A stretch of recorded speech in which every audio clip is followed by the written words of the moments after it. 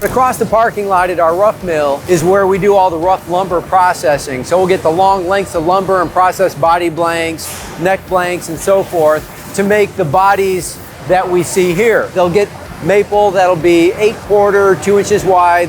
They'll split it and open it up like a book, and then edge laminate it, and then glue that maple top to the back of the body, which is typically mahogany. This would be a close-up of the finished work that they do at the rough mill. The entire body is basically finished out. You can see that's a flame top. If you feel it, you can feel the scallop. And a lot of people will think they're feeling the flame, but it's really the scallops from the radius cutter that carves the top. Now the slab bodies, they'll get rim sanded and prepared for neck joining. Then they go through quality control like the ESs and all the rest of the guitars, and we'll go see that process next. So we'll take that binding strip and put it in a trough that contains that glue. He'll take that piece and hold it around the butt end of the body and then cinch it down at the waist of the guitar, and then he'll start that wrapping process. He makes it look effortless, but it's very physical. That rope that we're using to tie that binding to the body is made out of canvas, and it requires a great deal of strength. And once he's done, he'll tie a knot into the body. This process is probably the only process that we've done in the identical method since we've been making guitars for over 125 years. If they're a contoured top, they'll go on that big slack belt sanding machine. And the craftsman there is going to sand that contour. So when they do the contours, they'll typically wad up a rag into a ball and then put it on the bottom side of that sanding belt, and then that body is on a tray. And as he's moving that tray back and forth, he's moving that wad of cloth on the inside of that sanding belt, and that's how we can sand the scallop out of the top and sand it smooth. And then we sand the binding flush as well. Hi, Joe. All the guitars that pass through the body line, all the ESs and all the solid bodies, have to go through Joe, and he has to inspect them and approve them before he can release them across the hall to have the next join to the body.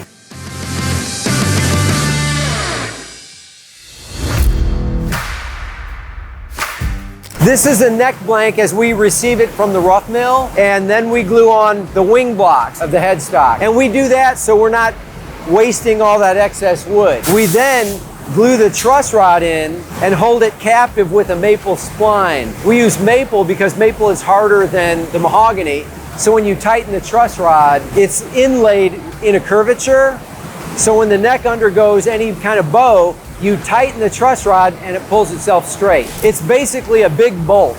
So the head is basically held captive. It has a square peened feature that has a washer with a square hole that locks it in. So when you tighten it, it doesn't move. It's held captive here. Gibson invented the truss rod in 1921. So we get that head veneer, we put it on a fixture face down, and we'll apply wood glue. Then we take that neck, position it in here, and then we hit that valve, and the clamp comes down, and it'll stay in there for 30 minutes, and then we can pull it out.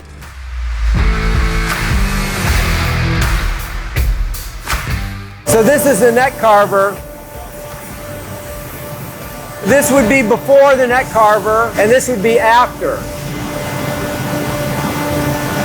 So you can see how much more finished it is, but we still have to do more work after that. After we carve the neck here, then they go to this station and we glue the fingerboards to the necks here. When we make the fingerboards, we'll run them through a profiler to get that radius, and then we'll machine it for the inlays. We'll epoxy in the inlays, and then we'll slot it for the frets, install the fret wire, and then we glue the binding on. The last thing we do too is install this RFID chip, and that's the antenna. When we finish the fingerboard, we scan it.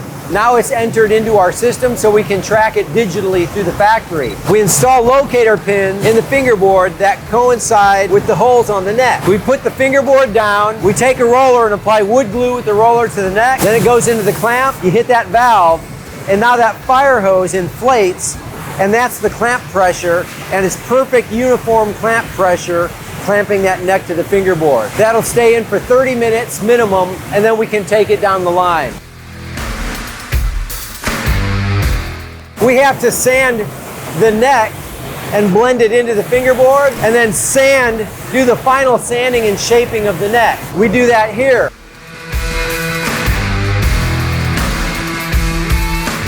CNCs make great guitar parts, but people make great guitars.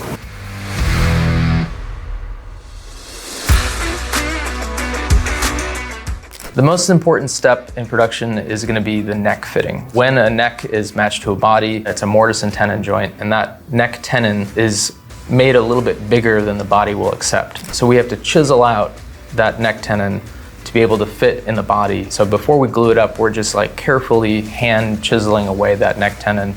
And when it gets matched to the body at the perfect neck angle, which is a skill in itself to be able to do this, then you've got your guitar ready for that tension release of music.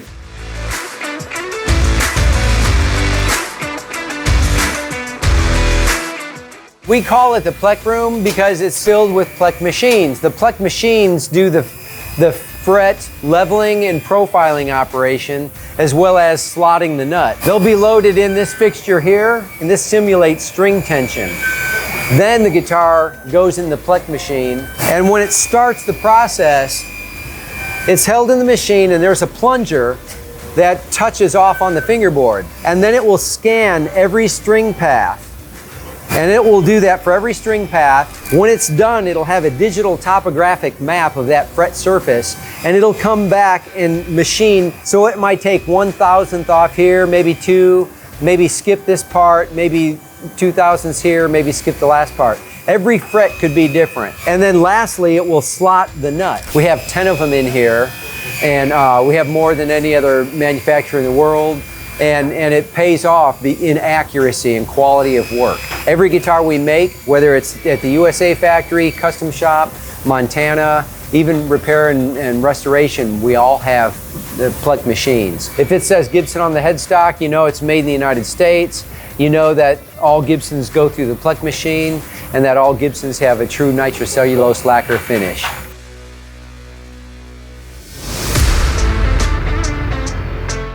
Then the guitars go into color prep. They get wood filled, and the wood filler is wood filler kind of like you would fill a ding in furniture or woodwork.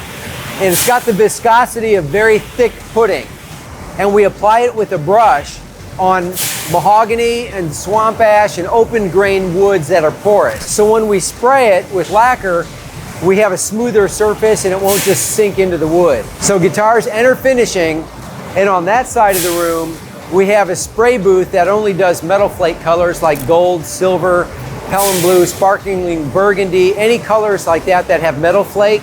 That metal flake in the process of spraying can become airborne and contaminate other colors, so we can't have that. Up above that, we have another spray line that only does white and yellow and light color finishes to keep those isolated. And then on the floor, we have most of our wood tones and sunbursts, the colors that are a little bit more robust and less susceptible to picking up contamination. All the colors are applied by skilled sprayers by hand, whether it's a solid ebony finish or a transparent cherry on a SG or a sunburst on a Les Paul. All the color is applied by skilled craftsmen. After the color is applied, then they go into scraping. So as you can see, when we apply the paint, we just spray over the binding, because if we tried to mask it, we'd still have to come back and scrape anyway. So we just go spray it, and then she has to come back. And as you can see, she'll basically hold those scraper blades between her thumb and index finger and then scrape all that color. Now, our binding detail is another one of our signatures. You know, Gibson's known for their exquisite binding work. The clear top coat we apply with an electrostatic process. Because we have that truss rod, when we hang the guitars for top coat, the hanger, which is metal, has a wire that connects to the truss rod, and the guitar is given a low voltage electrical charge, and the finish has the opposite low voltage electrical charge, so it's attracted to the guitar. So now that's automated with multiple spray heads as the guitar passes. and we have more uniform coverage and less overspray. This is a Heritage Cherry Sunburst Les Paul as it comes out of finishing. So all the color is done, it comes out of finishing, but there's still a certain texture, like orange peel we call it. To the untrained eye, they would think, you know, it's kind of shiny, but still not shiny enough, and that's what we're gonna see in buffing. Guitars enter buffing, and they're sanded down with fine grit sandpaper. So now it'll look like frosted glass. It'll be completely dull, and that levels out the finish. So now we get rid of that orange peel by sanding down that finish with fine grit sandpaper. Then they bring the sheen back by progressively buffing it through different grades of buffing compound on the pedestal buffers. After buffing, then guitars go into final assembly. Tuners, pickguard, switch, control assemblies we also make next door. Neil is the lead man on this line. He'll start by installing strap pins and tuners, and it will slide down. They're taking the parts and putting them on the guitar, goes down to the next station, they solder and install more parts and so forth. Once they get to this stage, they're putting the bridge and tailpiece on, they're going to string it up and then set it up. So when they get done with this guitar, they're set up to our final specs and criteria. They then pass it off to the cleaners. Final inspection, verify that all the hardware and parts are correct, verify that the electronics function correctly, that everything is to our final specs and criteria. When he feels confident that he's approving the guitar, he'll then fill out the inspection checklist, and then he'll take a photo with that digital camera up above the bench. Then it makes it to the packers. The packers then put the guitar in the appropriate case or gig bag, depending on the model, and that would be the end of the line.